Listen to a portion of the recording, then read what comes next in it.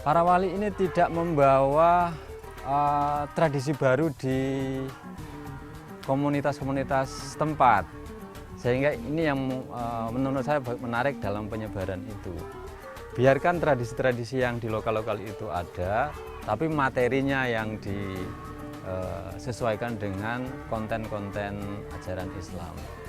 Ini menurut saya cukup bijak dalam penyebaran agama Islam tanpa kekerasan, tanpa pentungan begitu.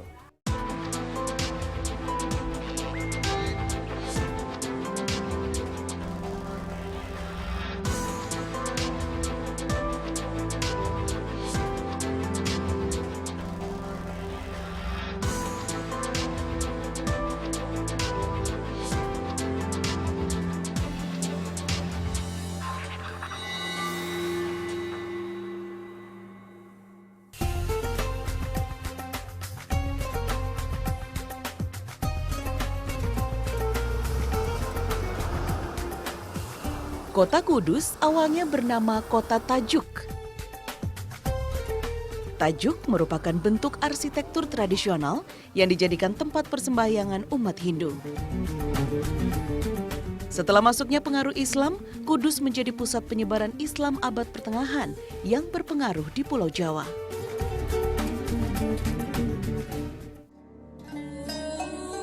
Nama Kudus sendiri diberikan oleh Sayyid Ja'far Sadiq Asmad Khan, salah satu dari 9 wali yang lebih dikenal dengan sebutan Sunan Kudus. Sunan Kudus adalah putra dari Sunan Ngudung yang lahir di Al-Quds, Palestina dan merupakan keturunan ke-24 dari Nabi Muhammad SAW. Kalau ditanya asal-usulnya memang bisa sangat diyakini ada keturunan dari Arab. Itu tidak mengherankan karena sejak dinasti ketiga Islam, sejak zaman Khalifah Utsman itu sudah ada tradisi kerjasama ekonomi besar-besaran antara dunia Arab dengan Cina, dan itu melalui Indonesia. Jadi proses tumbuhnya agama Islam di Indonesia itu ya, atau di Nusantara itu berabad-abad gitu. Cuma memang sukses besarnya adalah pada era Wali Songo itu. Dahulu, bagi masyarakat Hindu Jawa khususnya yang tinggal di Kota Kudus, sapi adalah hewan yang suci, yang pantang untuk disembelih dan dimakan. Sebagai wujud toleransi dan menghormati keberagaman yang ada, Sunan Kudus melarang mengkonsumsi daging sapi, walau secara syariah Islam dihalalkan, dan menggantinya dengan daging kerbau.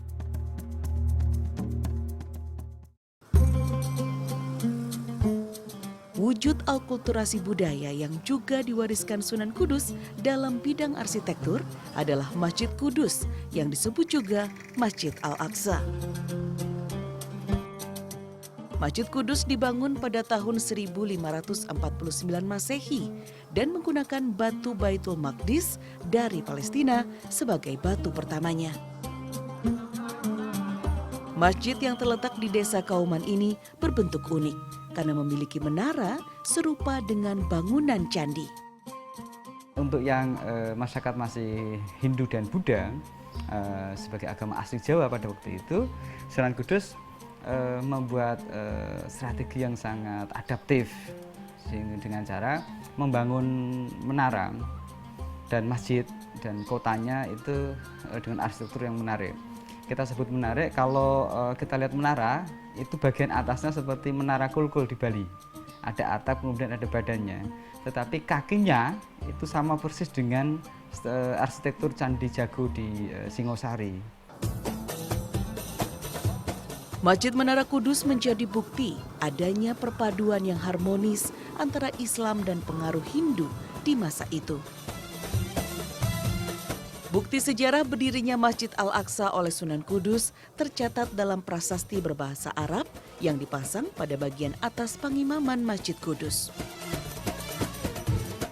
Kudus itu ada beberapa versi dalam penamaan. Yang pertama, yang mengatakan bahwa nama Kudus dari Baitul Maqdis ketika Sunan Kudus ke Timur Tengah, lalu kemudian diberi hadiah di Baitul Maqdis itu, lalu kemudian batu itu dibawa ke Kudus dan batunya dipasang di mihrab Masjid Al-Manar. Lalu kemudian meyakini bahwa itulah pertama kali sejarah penamaan Kudus dari kata Al-Maqdis atau Al-Quds ya. Quds menjadi Kudus. Meski demikian ada versi yang lain mengatakan bahwa Baitul Maqdis itu bukan merujuk ke Timur Tengah, tetapi merujuk ke sebuah akademi militer yang ada di Aceh, tepatnya di Kerajaan Samudra Pasai. Bangunan berbentuk menara merupakan elemen yang paling menonjol dan unik di kawasan Masjid Kudus.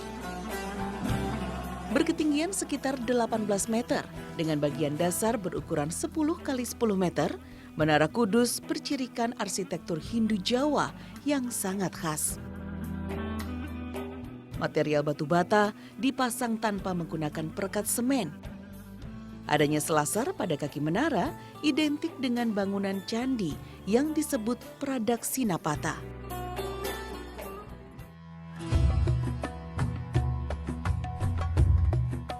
Arsitektur tradisional Jawa dapat dilihat pada bagian kepala menara yang berkonstruksi kayu jati dengan 4 soko guru yang menopang 2 tumpuk atap berbentuk tajuk.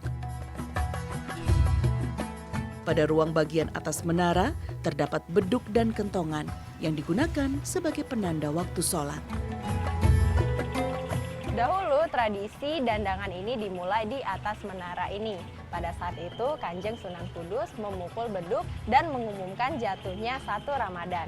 Kemudian pada malam harinya semua masyarakat menunaikan ibadah salat tarawih berjamaah di Masjid Al-Aqsa ini.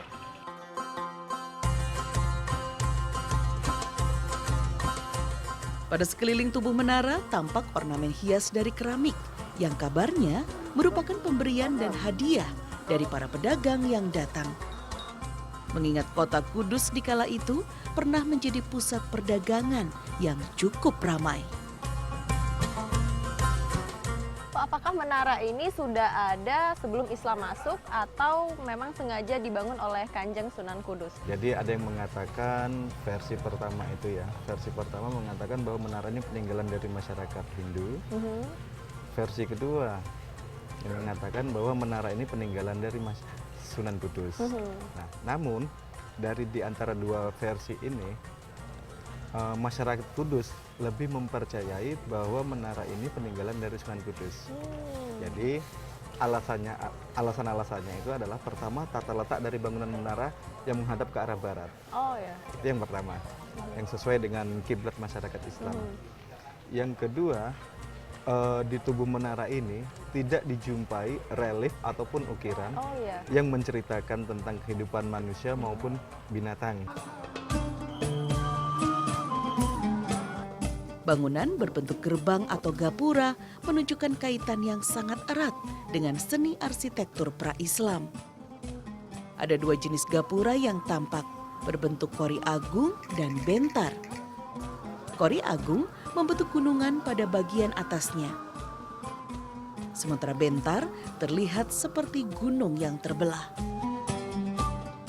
Sepasang gapura yang bergaya arsitektur Hindu ini disebut masyarakat dengan nama lawang kembar.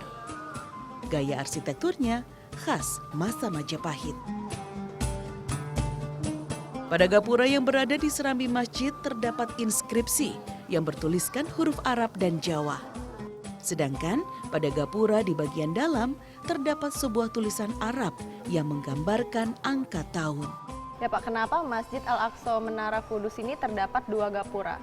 Sebenarnya pada saat Sunan Kudus mendirikan Masjid Al-Aqsa ini, dari sisi arsitekturnya ya, dari sisi arsitektur, layoutnya juga itu sama seperti dengan tempat peribadatan masyarakat Hindu.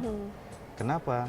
Karena dengan tujuan agar masyarakat Hindu ya bisa tertarik untuk memeluk keajaran Islam. Jadi dulu Sunan Kudus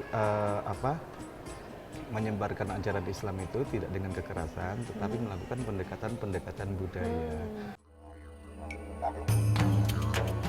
Masjid Kudus memiliki 5 pintu di bagian kanan dan kiri. Jendelanya ada 4 buah. Tiang besar pada bagian dalam masjid ada 8 buah berbahan kayu jati. Bentuk masjid yang sekarang sudah tidak sesuai dengan aslinya, terlebih setelah direnovasi pada tahun 1918 yang lalu. Pada bagian dalam kompleks masjid terdapat kolam kuno yang dijadikan sebagai padasan atau tempat berwudu. Ada pula pancuran untuk berwudu sejumlah 8 yang diletakkan arca pada bagian atasnya. Jumlah 8 pancuran konon mengadaptasi keyakinan Buddha, yaitu 8 jalan kebenaran. Masuk ke dalam masjid, pada bagian kanan dan kiri, tempat khotib memberikan khutbah, ada 2 buah tombak berbendera yang menjadi simbol kekuatan dan keamanan. Makam Sunan Kudus beserta kerabatnya ada di bagian belakang kompleks masjid yang terbagi beberapa blok. Uniknya, semua pintu penghubung antar blok berbentuk gapura candi khas budaya Hindu Jawa. Tembok-tembok yang mengitari pemakaman berbahan bata merah yang disusun berjenjang. Ada yang menjorok ke dalam dan keluar, layaknya bangunan candi. Sungguh istimewa. Pak, mengapa di kompleks pemakaman ini terdapat beberapa ruang-ruang? Nah, itu menunjukkan apa, Pak? Kemungkinan besar bahwa di komplek makam yang di depan itu adalah komplek makam bagi para prajuritnya begitu ya. Terus kalau kita masuk lagi, kemungkinan besar suatu komplek makam juga yang mana kalau kita amati lebih banyak adalah makam dari para pangeran. Jadi kemungkinan yang di daerah kompleks ini adalah makam para kerabatnya begitu. Nah, setelah itu baru ada makam dari para generasi penerus dari Sunan Kudus. Nah, jadi seperti kayak pemetaan wilayah pemakaman itu sama seperti kayak pemetaan pemakaman yang ada di kerajaan-kerajaan Islam yang lainnya.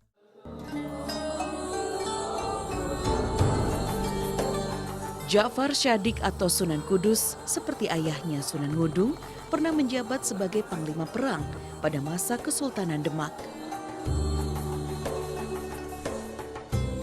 Dalam perjalanan hidupnya, Sunan Kudus banyak berguru kepada Sunan Kalijaga. Cara dakwahnya pun sejalan lewat pendekatan dakwah yang menekankan pada kearifan lokal yang mengapresiasi budaya setempat. Selain melarang penyembelihan sapi pada para pengikutnya, Sunan Kudus juga membawa sapi yang disebut kebo gumarang untuk diikat di depan masjid agar masyarakat masa itu mau mengenal Islam.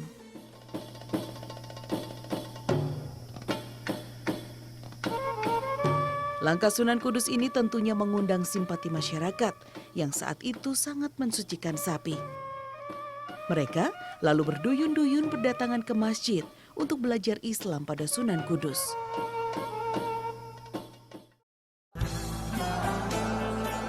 Kota Kudus akhirnya menjadi salah satu bukti bangkitnya peradaban Islam yang mewarnai sejarah Nusantara.